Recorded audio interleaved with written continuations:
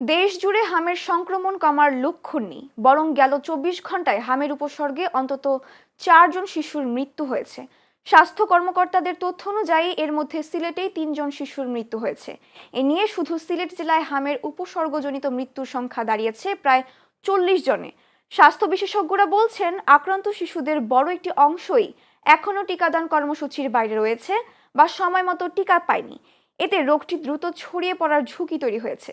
এদিকে খুলনা, রংপুর ও চট্টগ্রাম বিভাগেও অনেক হাসপাতালে আইসোলেশন ওয়ার্ডে শয্যা সংকট দেখা দেওয়ায় বাধ্য হয়ে মেঝেতে রোগী রেখে চিকিৎসা দিতে হচ্ছে। চিকিৎসকরা সতর্ক করে বলেছেন, এমন পরিস্থিতি চলতে থাকলে সংক্রমণ আরও দ্রুত ছড়িয়ে পড়তে পারে। আমার ভাইনের হাম রোগ হয়েছিল, এই এই হসপিটাল থেকেই 4 দিন থেকে ভালো হয়ে গেছে। ওর হামের লক্ষণ আছে, এখনো হাম পরীক্ষা করা হয়নি। হাম পরীক্ষা করবে 20 তারিখে। এখন মূলত ঠান্ডা, তারপরে যে র্যাশ বেরোইছে, এগুলোর জন্য আর কি মেডিসিন দিছে। পরিবর্তন বুঝি না দেখে অন্য প্যারামেড ডাক্তার দেখাইছি। দেখানোর পরে ডাক্তারে কইছে যে হাম, কইছে ঢাকা কি হাসপাতাল, মহাখালী হাসপাতাল নিয়ে ভর্তি করা।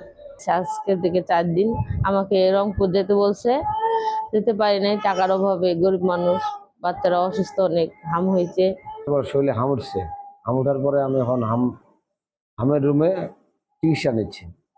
আমাদের আড়াইশো বিশ্ব জেনারেল হসপিটাল ঠাকুরগাঁতে আজ পর্যন্ত 118 জন শিশু চিকিৎসা গ্রহণ করেছে এবং তারা সুস্থ হয়ে বাড়ি ফিরেছে এবং আজকে আমাদের এখানে ভর্তি আছে 5 জন।